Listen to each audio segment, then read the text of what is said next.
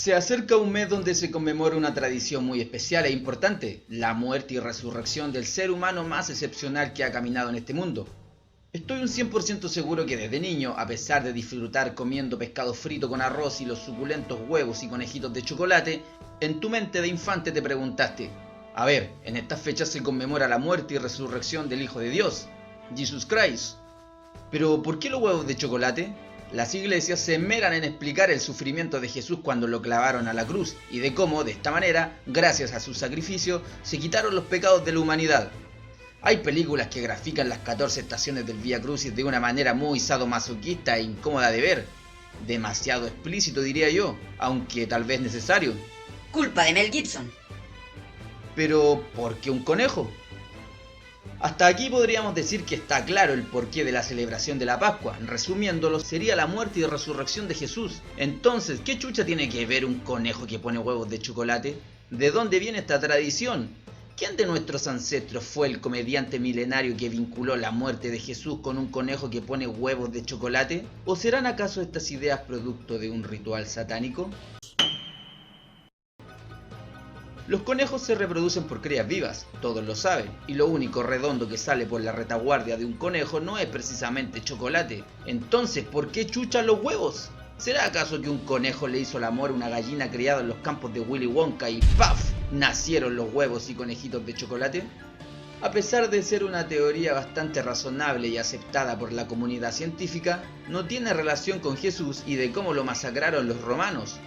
Por culpa de los judíos. Existe una teoría que se sustenta en unos escritos encontrados en una caverna al sur de Kazajistán, los cuales narran cómo Pedro, San Pedro, el apóstol más importante y a quien Jesús le dio la responsabilidad de dirigir su iglesia y también le entregó las llaves del reino de los cielos, en realidad no era un humano, sino un teriántropo, mitad hombre, mitad conejo.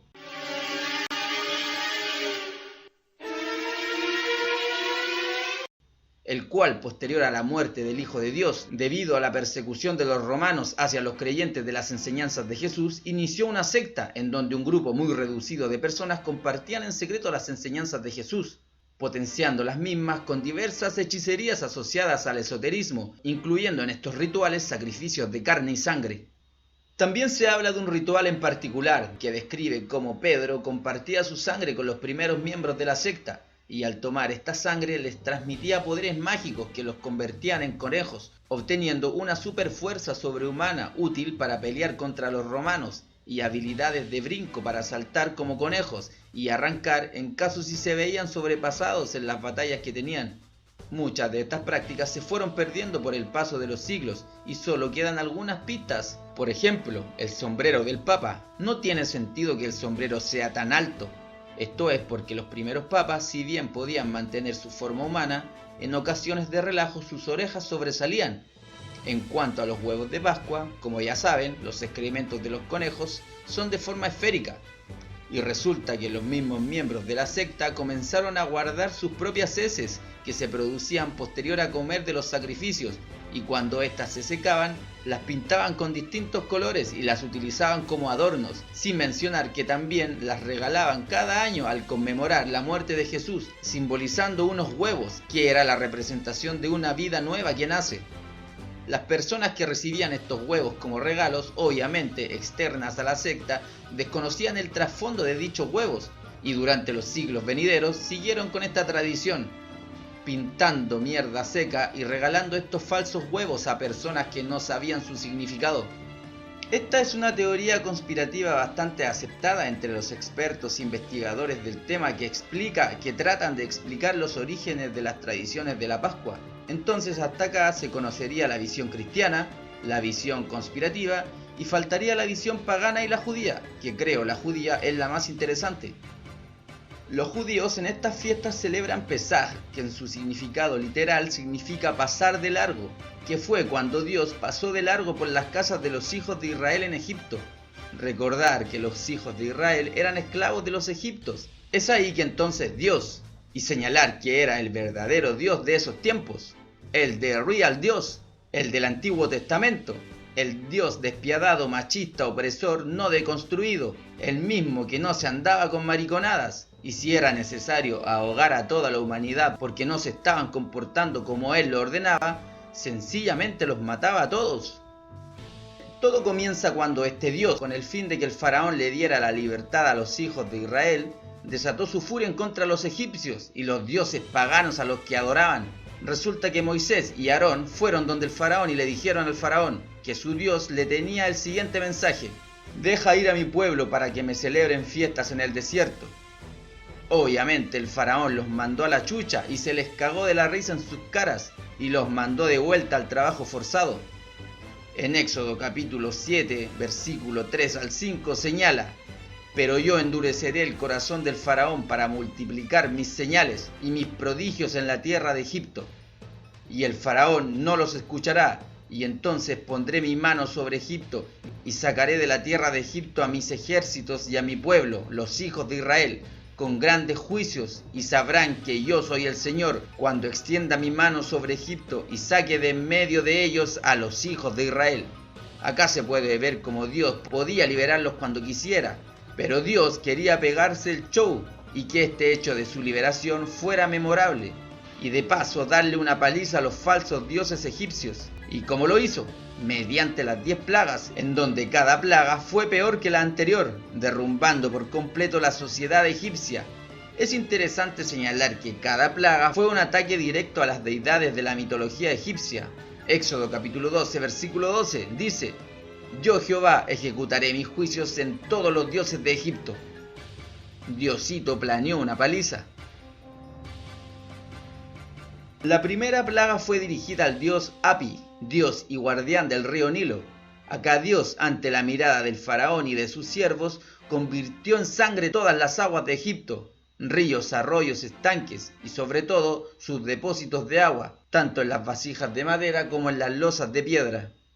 La segunda plaga, la de las ranas, fue un ataque a la diosa rana Eket. Éxodo capítulo 8, del 5 al 6.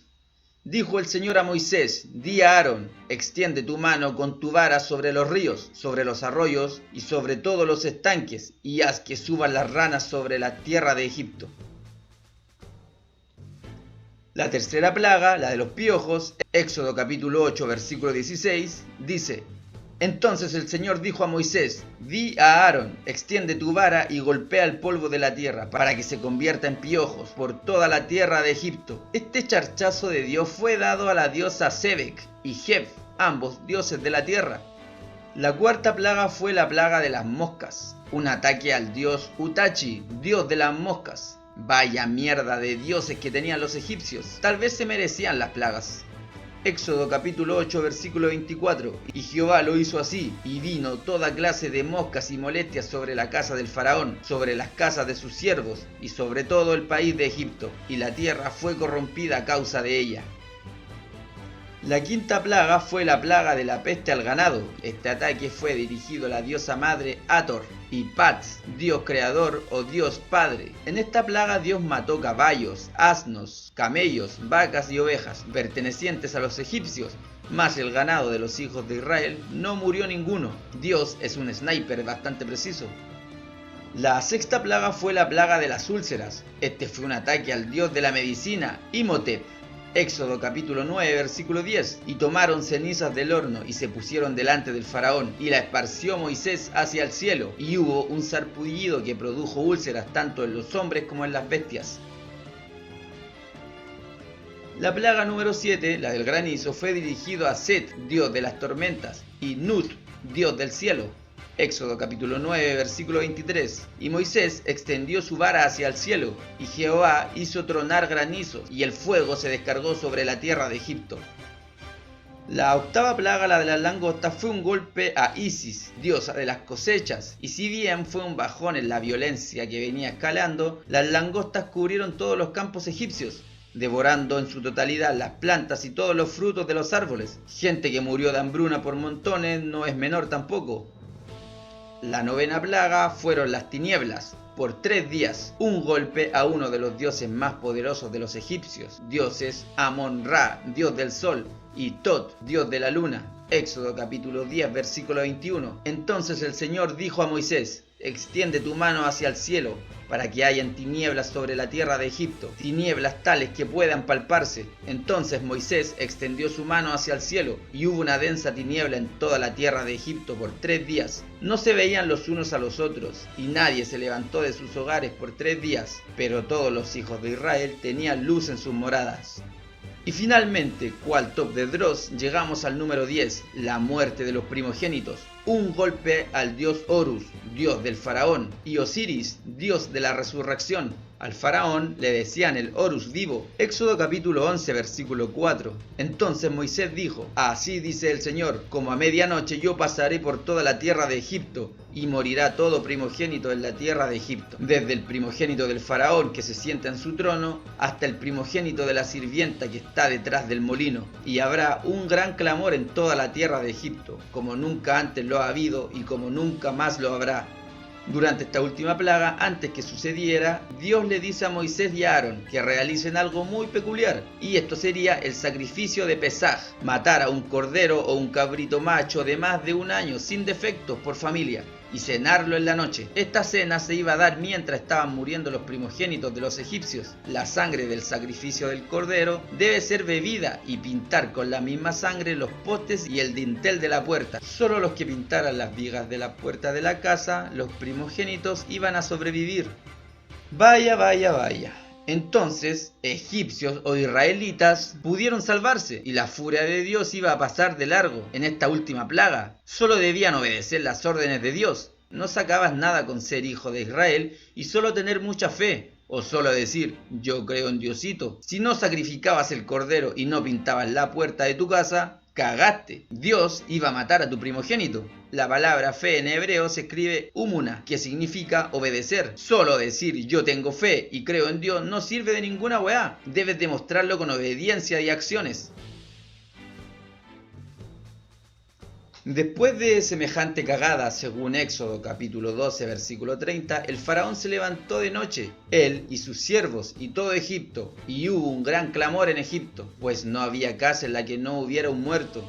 Entonces el faraón llamó a Moisés y a Aarón y les dijo: levantaos, idos de mi pueblo, también vosotros, también los hijos de Israel, id y servid al Eterno, tal como habéis hablado, incluso tomen sus ovejas, sus vacas, tal como han hablado, váyanse y bendecidme a mí también.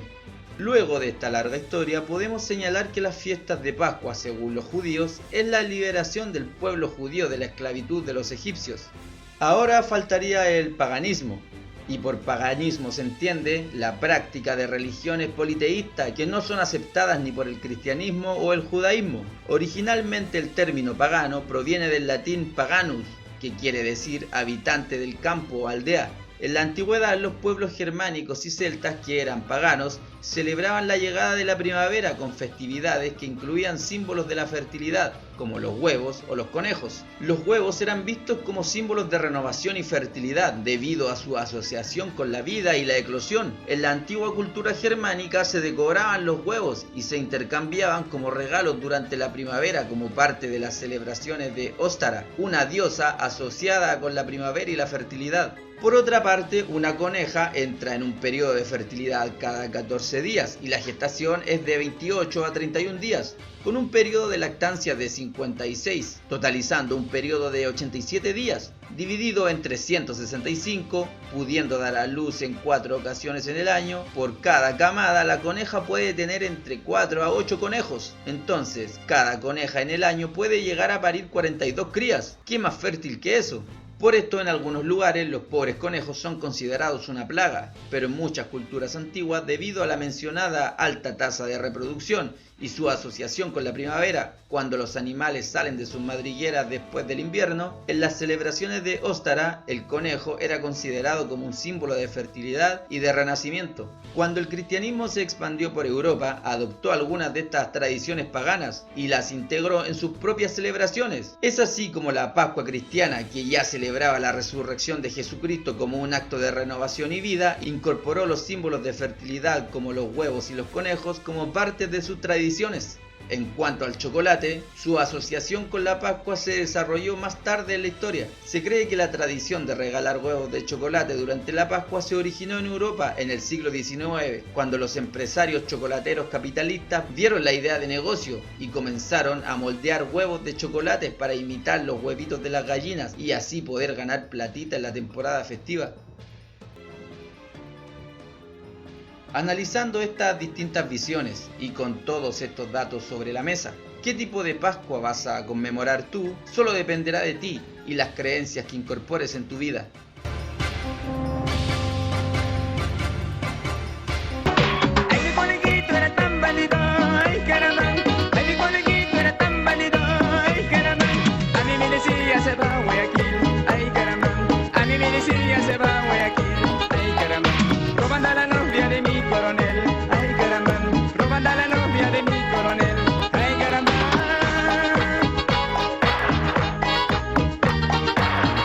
Palmas arriba, palmas.